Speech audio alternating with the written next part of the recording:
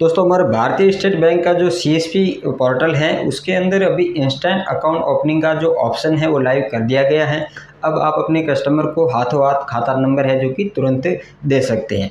तो दोस्तों आज के इस वीडियो के अंदर हम डिस्कस करने वाले हैं कि इससे क्या मतलब इस खाता खोलते जब इंस्टेंट अकाउंट ओपन करते हैं तो इसमें क्या क्या कमियां हैं, मतलब कितनी सर्विस उसके अंदर एक्टिव हो जाती हैं, क्या क्या बाकी रहते हैं, उसका जो फॉर्म है उसको आपको किस तरीके से ब्रांच में भेजना है वगैरह, इसके बारे में हम कंप्लीट जानकारी इस वीडियो के अंदर डिस्कस करेंगे। तो चलिए दोस्तों वीडियो को शुरू करते हैं। दोस्तों सबसे पहली बात करते हैं कि इंस्टेंट अकाउंट ओपन कैसे करना। तो इसके विषय में दोस्तों पूरा एक कोई वीडियो बनाने की ज़रूरत नहीं, क्योंकि मैंने पिछले वीडियो में बताया था कि इंस्टेंट अकाउंट कैसे ओपन करना है। तो इसमें नॉर्मल सी बात है, कुछ ज़्यादा डिफरेंस नहीं है। जो नॉर्मली हम ई-केवाईसी से जो अकाउंट ओपन करते हैं ठीक उसी तरीके से आपको पहले ई-केवाईसी जनरेट कर लेनी है। उसके बाद इंस्टेंट अकाउंट ओपनिंग का जो सबसे नीचे ऑप्शन दिया गया है अदर सर्विस के अंदर उसका चयन करेंगे। फिर हम हमारे ई-केवाईसी का जो रेफरेंस नंबर है वो डालने हैं, मोबाइल नंबर डालेंगे, OTP वेरीफाई करेंगे। उसके बाद जो फॉर्म खुलता है वो नॉर्मल सेम फॉर्म है जो कि हम ई-केवाईसी अकाउंट ओपन करते हैं।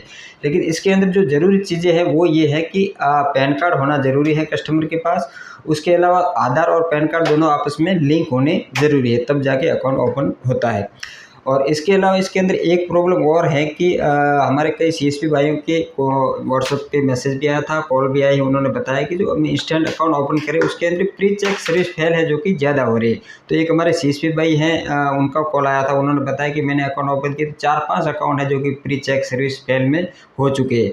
तो ये एक दिक्कत है कि प्री चेक सर्विस फेल तो आप ई-केवाईसी से अकाउंट ओपन करते हैं उसके अंदर भी नॉर्मली हो जाते हैं, किसी किसी के प्री चेक सर्विस फेल हो जाता है, उसके बाद वो अकाउंट है जो कि ब्रांच से खुलता है हमारे CSP पे, फिर उसका अकाउंट है जो कि ओपन नहीं होता है।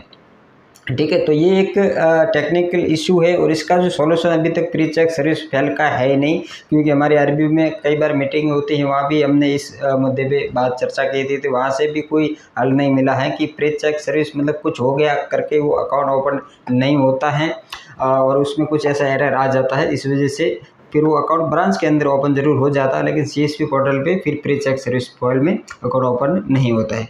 अब दोस्तों बात करते हैं कि इंस्टेंट अकाउंट ओपनिंग का जो ऑप्शन है वो लाइव हो चुका है, जैसे इस पर हम डिस्कस कर रहे हैं। लेकिन इसके साथ ही दोस्तों एक और ऑप्शन था जो कि जो हमारे अकाउंट ओपनिंग के फॉर्म है उसको डेट ऑफ डिस्पैच यानी आपको ब्रांच में अब भेजेंगे, तो उसका एक ऑप्शन था जो कि पहले इंस्टेंट अकाउंट का ऑप्शन कई CSP भाइयों को लाइव हुआ था। उसके अंदर वो दिया गया था कि आप जो फॉर्म अकाउंट ओपन करेंगे उसका फॉर्म है वो आप अपने CSP के पोर्टल से ही मैपिंग करके ही आपको ब्रांच में भेजने हैं। तो ये ऑप्शन है अभी लाइव नहीं हुआ है, तो दोस्तों इसमें आपको चिंता करने की ज़रूरत नहीं है।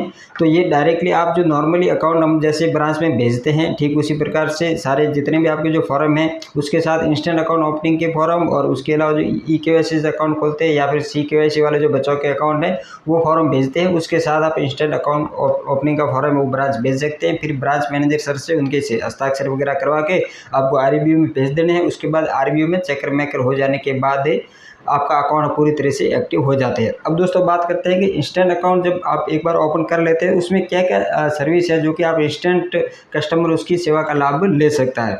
तो जैसे कि उसके अंदर जो मनी ट्रांसफ़र का ऑप्शन है वो तुरंत आ जाता है। कस्टमर कहीं से भी किसी को उसको अगर पैसे कहीं से मंगवा रहा है तो अपने खाते के अंदर मनी ट्रांसफ़र के तहत पैसे आसानी से मंगवा सकते हैं। फ़ोन पे से, गूगल पे से भी अगर कोई पैसा उस अकाउंट के अंदर फंड ट्रांसफ़र कर रहा है तो वो आसानी से डिपॉजिट हो जाते हैं, ये सर्विस तुरंत चालू हो जाती है। उसके अलावा दोस्तों जो अटल पेंशन योजना है वो आप तुरंत वहाँ पर कस्टमर को करके दे सकते हैं, ये भी सेवा है जो कि तुरंत लाइव हो जाते हैं।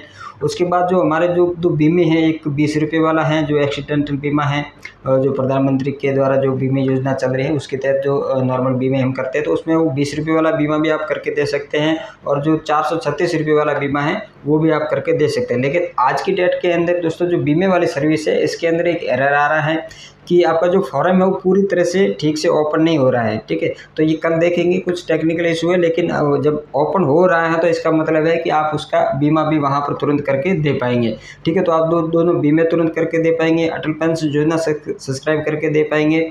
इसके अलावा दोस्तों इसका जो आईडी कार्ड है वो जनरेट है, जो कि तुरंत नहीं होगा, ये भी होगा चेकर मेकर के बाद। उसके बाद इसको उनका जो एटीएम कार्ड इशू होता है तो वो भी चेकर मेकर हो जाने के बाद इशू होगा। इसके अलावा उसके अंदर आधार लिंकिंग का जो ऑप्शन है, आधार लिंक पूरी तरह से लिंक होगा जब चेकर मेकर कंप्लीट हो जाएगी।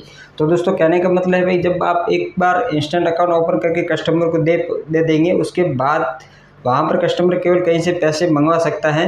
इसके अलावा उसकी जो लेन देन पूरी तरह से अकाउंट एक्टिव तब होगा जब चेकर मेकर कंप्लीट हो जाएंगे। जो हमारे फॉर्म ब्रांच आएंगे, ब्रांच के बाद हमारे आरबीओ में जाएंगे, वहाँ से ऑथोराइज जब हो जाएगी कंप्लीट, फिर आपके सिस्टम के अंदर आई कार्ड है जो कि वो भी जनरेट हो जाएगा। आई कार्ड जनरेट हो जाने के बाद दोस्तों अकाउंट है जो कि पूरी तरह से एक्टिव हो जाता है। तो इसमें दो चीज़ें ये पेंडिंग रहते हैं, एटीएम इशू करने वाला और दूसरा जो कि आधार लिंक का, ये आपका होगा जब चेकर मेकर कंप्लीट हो गई उसके बाद। दोस्तों आज की इस वीडियो में बस इतना ही। आपके मन में किसी भी प्रकार का कोई सवाल है, कोई कमेंट है, मतलब विचार आपके मन में आ रहा है तो आप कमेंट करके मुझे ज़रूर बताइएगा। तो चलिए दोस्तों मिलते हैं एक अगले नए वीडियो के साथ, तब तक के लिए जय हिंद जय भारत।